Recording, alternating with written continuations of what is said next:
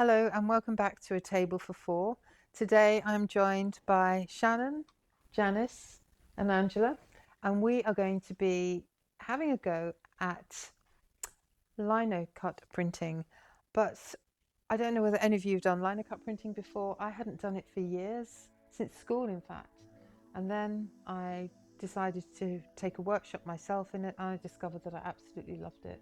What we're working with is a beautiful form of lino. It's not like the old-fashioned floor lino that we used to learn on at school. I describe it as being butter soft. I just want you to feel the material. It actually is so smooth it's hard to tell the front from the back. So what we're going to be doing is carving onto the top section. What we have as well, obviously we've got our inks, and next to you it's called soft cut printmakers carving blocks, but I think butter soft sounds even nicer. The things we have to remember, or if you're deciding to do this at home, just be really, really careful. We've got some little guards that you hold. The injuries that you can cause are as if the cutter slips and cuts your fingers. But if you use that, you can just still hold down your work and let this hand do it. Like I say in lots of workshops, the tools will be your guide. You can't really resist the feel of the cutter going into the lino.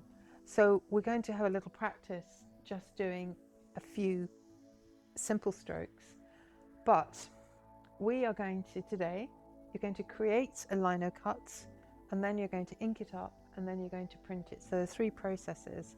So in the time that we've got allowed, I think we're likely to go for a freestyle design. So it really is just thinking about making some indentations, making some marks. If you want anything in particular drawn that you can't draw or that you'd like to, I can always step in and help you. I'm going to be working away. I'm just going to show the simplicity of the designs that you can use. I would use that as a repeat pattern making bookmarks, and it literally was one of those things where I had a tiny scrap left up and I thought I don't want to lose that, and I just worked away. If you are using a small piece, use quite a small blade, but I will show you how to do that.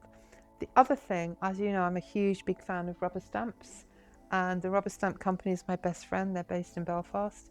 So the little container for your cutting tool and everything, it turns into a rubber stamp as well. So what you can do if you want to, once you've got your confidence, is you could just make some marks on here. I know, Angela, you've got a particular leaning towards things of nature. You've got a huge leaning, I believe, towards the sea when we've had our conversations entirely, and I know you have a great love of swimming and the great outdoors. So you can think about all these things, but the main thing is just to get a little bit of confidence with using the material. You can cut this. This can be cut in half, but when we practice, I'm going to give you a practice bit. I'm going to give you a practice bit. I just want to show you this as well. I've laid some butter soft lino down for you. If you're working at home, especially if you've got younger people learning to use it and haven't used it before, what's a really good idea to have is one of these little bases. They're really, really important. They're really cheap, and it means that any surface can be turned into a safe cutting material. And you literally just put that on the edge there. It just gives you a bit of purchase, and it means that your liner's not going to fly off. As we've both done it before, we are going to be really brave, and we're just going to go for it.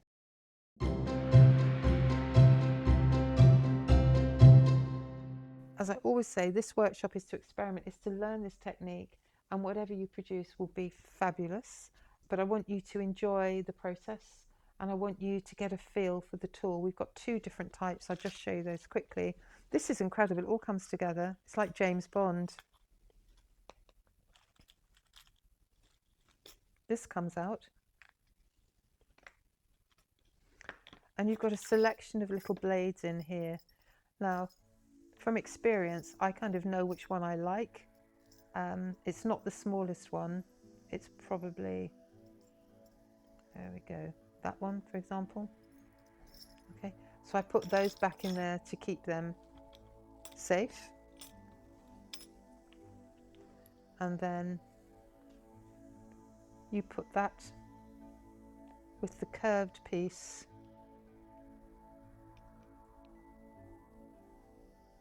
that's not fitting in. I'll use a smaller one.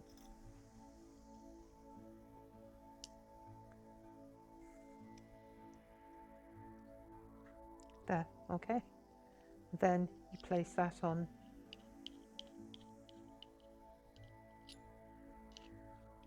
Sometimes it's better to do it like this. There we go. Put that in, that's it. So like that. And the key is to keep that in the ball of your hand, the palm of your hand, and you push with the blade upwards and you push away from you. And if you are turning a corner, turn your, it can be tricky. So what I do is I put that all back together again, and I'm just going to now just show you, practice what I preach. We'll move all this forward to give us a bit more space. So say I'm just going to get a feeling for it. That's giving quite a small line. So I might go for a deeper cutter, but that would give you a very feathery finish. So I'm just going to carry on doing that. I'm going to go from edge to edge. And what you'll do is, as you're doing it, you know you're doing it right when you get this lovely little coil of lino. If you're not getting a continuous coil of lino, you'll stop starting. So I'm going to carry on from a line I've already done. So part of it is just getting a feel for it. And for the warm-up, just experiment. Just say, oh, do you know what, I'm not sure, that might be too thin. I'm going to take that off. I'm going to try again. So again, just undo it. Take that out. Find another blade, hopefully one that fits this time. Just try this one. There, that looks a bit chunkier. So put that in. So, oh yeah, that's the big boy. And so that is almost too deep, that it's giving me something that I'm not sure that I want. So I know that I'm digging down too far, so I'm just going to skim the surface a bit like this. So that's why having a little practice piece from, I know you do quite a bit of wax carving. If you find you're not getting through, you can finish it off with the blade like that. So I know this digs really deep, so I don't want to press too hard. I just want to do that. Even flicking away, you often see people when they are working with this, you're thinking, what are they doing? Why aren't they doing continuous lines? You can build up texture even by indentation. And I give a little twist sometimes if it's not cut there. So you have to kind of rotate at the same time. If you've done crochet or you've done crafting, it shouldn't be too much of a problem. But I think there's nothing nicer than trying a new thing. So I'm just doing that on the top layer. So I know that if I use that really deep gouger, there's probably a technical term for it, it's going to give me a really lovely furrow almost. But how do I follow a line that I've drawn? I've got one here. You try to get your line in the middle of that V, and you just to follow it roughly. If you look really closely at lino prints, say somebody's done a beautiful lino print of a hair, if you look really closely, the lines look almost pixelated because sometimes you can't do a perfect line, and that's what adds to the texture and the beauty of lino printing. If you want to just do it piece by piece, you can do, and I often spend quite a bit of time after I've done a print going around picking off all those bits. So there I've got quite good definition. But what I might like to do here is just experiment. If your work is quite neat and you're quite contained, give yourself a border. Put a bit of masking tape around. You don't have to fill the whole space. I'm just being economical with what I have. You can't damage the lino, but it is soft. You know, in the old-fashioned type of lino was like, oh my God, this is never going to happen. So what you do with your guard, just hold that like that and just keep it there. But I'll keep an eye on you, and if you feel you don't need it, just let me know, and I'll keep an extra special eye on you. Okay. I don't know why I'm looking at you when I say that.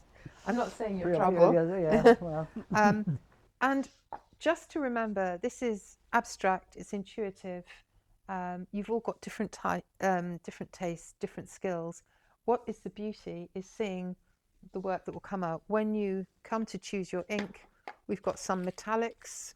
Oh, we've got another handle there. That's good. We've got a gold. It's not a old gold. It's a very, very yellowy gold. We've got a bronze, but we've got a lovely blacks, whites, yellows, reds, and blues, and you can mix up your colours. You don't. I've given you this. This is purely in case you get. You just want to like mix up your colours beforehand.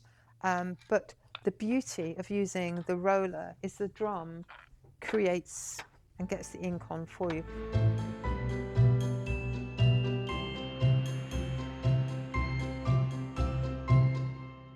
Okay, you lino cutters. Time for the big reveal for you. You made a few amendments to yours, so I'm dying to see what it looks like. Right, but let's have a wow. Let's hope. This is the most exciting bit. Exciting. Oh wow! I do think it's slightly better. You've changed season. You've changed season and location just by a few scratches. So you are now midwinter in a field. Yes. In a field near you. That's gorgeous. That's lovely. Do you know what we've made? I'm just going to show you my little effort using this. This would be a really good way if you had young children that you want to introduce to lino printing. The excitement of a rubber stamp. I'm just going to show you down and reveal there. And what I love is we all see different things. You saw a shoal of sharks. I don't know quite what you see. I saw mirror balls. So I'm just thinking that on its own, on a piece of white card with just a black line with a bow would be quite beautiful. So what we're going to do is you're going to reuse your ink so it will probably dry. So try and go back to the same colour, the last colour that you used. But if anybody wants to use black, use mine. If you want to use white, use yours. So we're now going to go, now you've learnt the basics and you've mastered that. We'll bring that off. What we need is a washing line behind us with all our designs on. I'm just going to keep that here. We're now going to work on our big piece. And let's give each other 15 minutes to work on that. And don't feel rushed. Don't be intimidated by the size of the lino. Don't feel that you have to fill it to the edge. What's quite nice is working just on a slightly bigger scale. Do whatever you like, but if you feel I'm going to go for something a bit like this again, just work away, and 15 minutes should give us plenty of time to get started. Okay, so I'm going to pass you back all your safety features. You should have your lino. Do you have your piece of lino? Before we move on, and before I find out a little bit more about you and what you do, I'm just going to move everything forward to give us a bit more room. So when we need the ink, I can draw that back. We've got some lovely cards there. And of course, we've got our How to Read Water, but my dog's favourite book. Just while that happens, this is what happens when you're doing a workshop, you hide things. This was a piece that I made. I timed myself. I did that in 15 minutes. Okay, so it's very oak leaf inspired. So I just want you to feel, even if you only get this one done today and printed in the middle of a white piece of paper, that would be fantastic. But it is quite quick. You could then do another version of that.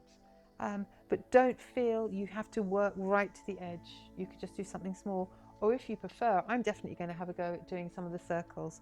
So we just move this forward a bit. So Shannon, while we're just prepping and while the girls are selecting their tools, tell me a little bit about yourself and what you do.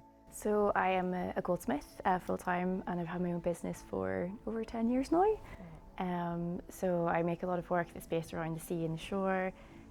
Very fascinated by marine biology, and I actually am currently reading How to Read Water. Oh, for goodness sake. I got very excited there. It's quite an incredible book, isn't it? It's fascinating, yes, yeah.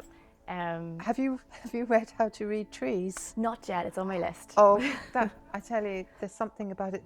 It's the simplicity of the book, but I love the illustrations and I love the slightly old-fashioned black and white photographs. Yes, It's old yeah, school. yeah. I really Yeah. love his storytelling as well through it. Like, there's Yeah. quite a few times I catch myself smiling while I'm reading and things like that. It's really lovely. Oh, I'm so glad, and my dog will be so Yeah. delighted. And I don't want to steal your thunder, but you have bought the most amazing array of pieces to show us. Would you like to Yeah. share that with the So, audience? A technique is the lost wax casting process. So you would carve, like if you can see the cylinder, into the wax, and you create different shapes. And then after that, you would cast it yourself in your studio, or you could send it to your casters, and then cast it whenever metal you would like. So this is actually the first one I ever did. So I really am inspired by nature. So this is the little barnacles on one of the rocks. I was carving them into this ring. Absolutely fascinated by the water and waves as I read that book. So I've carved some wave rings, and then I actually show an example of it being cast. This is the original wax carving of a wave coming up to crest, and then I cast it and the silver, and then made this art piece with it. So this is a little ring, and then these are some of the other little examples. So I love like seaweed and like the shells with the little barnacles as well, and you can see even like the little stones. So you would even like create a setting around a stone if it's a very organic type of shape you want to make, so you can really get it to like flow, which can be quite hard to do just in the metal because it's so hard. So you're actually basically doing lino carving but onto wax. Like 3D, whereas that's Yeah. 2D. Yeah, That's well, it's magical. It's wonderful. It's very you can really lose yourself in the moment of doing it. Yeah. It's quite a relaxing process, I have to say. Yeah. And I love the seaweed. I as love the well. shape. It's beautiful. What I'm going to do is just let everybody have a good look at that. I'm just going to pass that along. Let you have a good look at it. Pass it back to me, and I'll put it there. So I think I'm just going to hand you the book. Okay. So you can take pages out from that. As you can see, it's been well used. I use it. It's beautiful. There's something about ink, and the term that we use is fugitive. And fugitive means that your ink loves the surface that you are printing onto. So the paper goes, oh, that was gorgeous. Give me more. So if you have is right, the paper.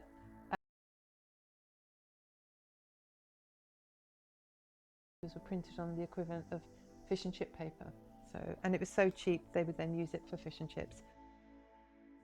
So I've designed your picture for you. Just take as many pages as that from you want. As you can see, I've had a good old practice. I did a workshop called Find Your Way in the west of Ireland on the corner of a bog, and we had a compass, and I brought this book with me, so people tore out pages and they stamped onto it, and they looked lovely.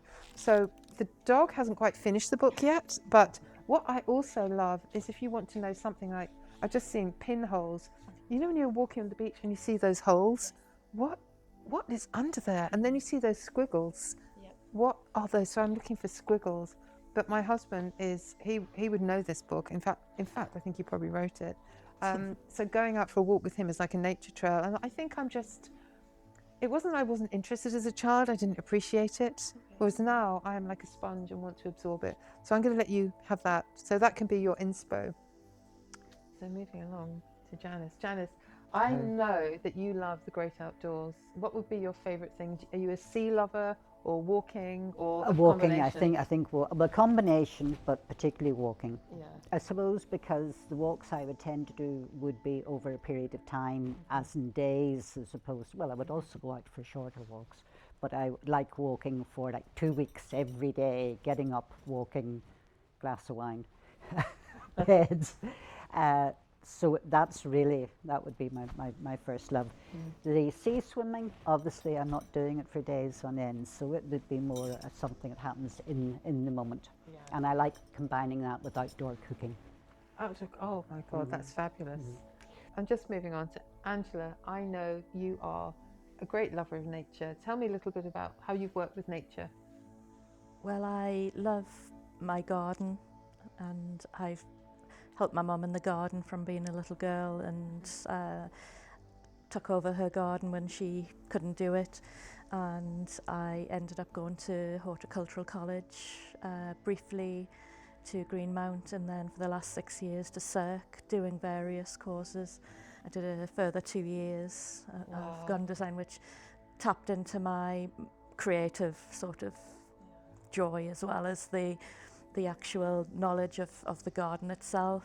I've always worked with textiles and I've always crafted, so I've been doing some printing with textiles. I just happen to have here, and what is really lovely is we have a connection through textiles, but I'm going to let you talk us through your pieces. They're absolutely beautiful, by the way. Yeah, now I'm a carer and I go to a carers craft group, and I was introduced to the printing, acrylic printing, and we were using leaves, and that just sort of sang to me that was my thing. So it was just different leaf forms from my garden with white acrylic on denim, and made this into a table runner.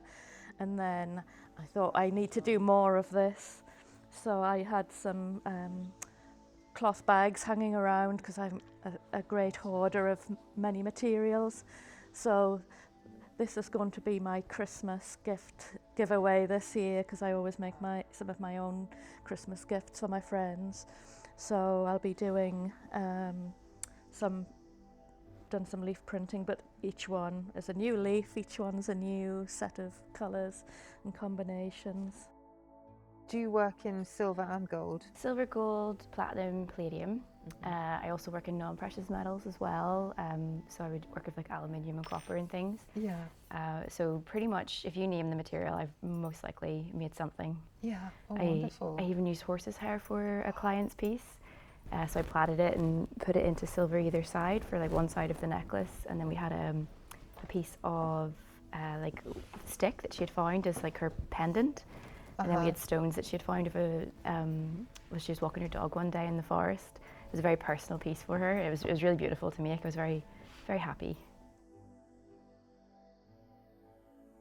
I absolutely can't wait for the next bit, and I've been peeping as we've been working, but the best reveal is when you ink up. So what I want you to do now is ink up for your final tray, and just let me know what papers you want to. You've got the lovely seahorse paper, and you've got some brown paper, I believe, yeah. and There was one that you showed earlier that was really lovely with a pattern on it. oh, I think we're in luck. I think we have that right here.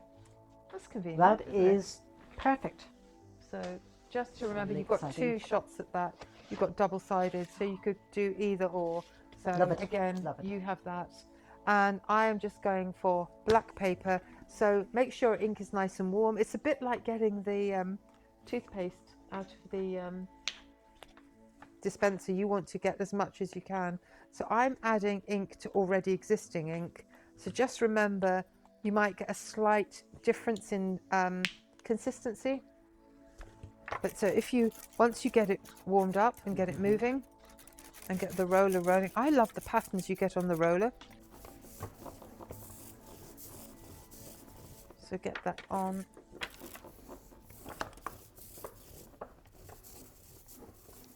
There we go.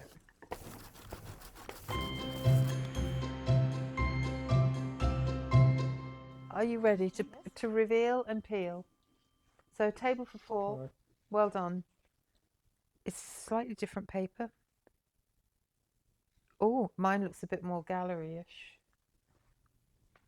Oh. Oh, wow. Look at that. Oh, that's beautiful. That's incredible. Great patination there. Angela, fabulous. Because I wanted the different greens. So it's mixed. Absolutely. Is that, Yeah. do you know what that reminds me of? Going out on an autumn morning when there are leaves on the windscreen.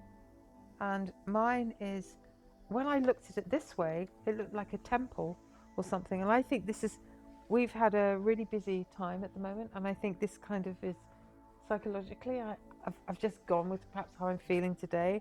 But to me, it's a temple. Okay, a temple of a table for 4. So what I'd love you to do is just pop these down I'll move mine. I'll let you place yours on the top there. And I'm going to overlay mine slightly. So yes, trust me to get the fingerprints. In fact, mine is upside down. I'm just going to reverse that. So what you can do is if you have got any fingerprints or any edging, you can always isolate that. And actually, I think I'm going to do what you did. I'm going to go back and do a bit of a continuation. I think yours is a softness to it, and there's a beauty to it, and it really, really works. It's beautiful, and it is what you're about, isn't it? It's very, very beautiful, absolutely gorgeous. Mine is kind of leading me into something, and I think I might just do a few more bits. Yours is incredible. I love that. What are you going to call it? I'll think about that. You'll one. think about what I It love. does kind of look like an amoeba or something like But that. I in that love picture. the softness that you have achieved around the I edge. I actually much prefer that softness to the density of that one. So what's interesting is I've used the smooth side of the watercolour paper. You've both used the one with the slight weave. I think we've reached the peak. You can take these home and you can continue with these. I'll give you some lovely art paper and you can carry on. And I want you to please let us have a picture of what you end up doing. I'm not going to add the other prints to mine. I'm going to leave it as it is. And I just want to thank you, Ciaran. Thank you so much for coming in, for sharing your skills and an insight into your business. And I wish you every success for the future. And do keep in contact with us. And it would be lovely to see what you do with your picture. Janice, thank you for coming Thank you. back again and to hear all about your stories and your travels and everything like that, and your inspiration and the background to your creative work from pattern cutting to making hosepipe jewellery. Quite incredible.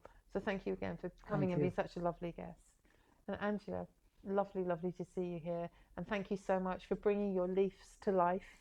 And I think what you've produced is very much your style, but you've executed it with such perfection. It's absolutely gorgeous. So I think you all deserve a round of applause. I'm going to give yourselves a round of applause. I think that's fantastic. So I hope that we've inspired you to get out the lino and have a go. It does help if you use butter soft. You don't need to spend a lot of money on materials. You just need one carver, and try and get the carver that you can convert into the rubber stamp as well. And just maybe start off with a palette and 2 inks. The key thing is after, which is what we're going to do next, is go off, wash our rollers and get everything nice and clean for your next workshop. So on that note, from a table for 4 from our ink printing workshop, thank you so much. Bye bye.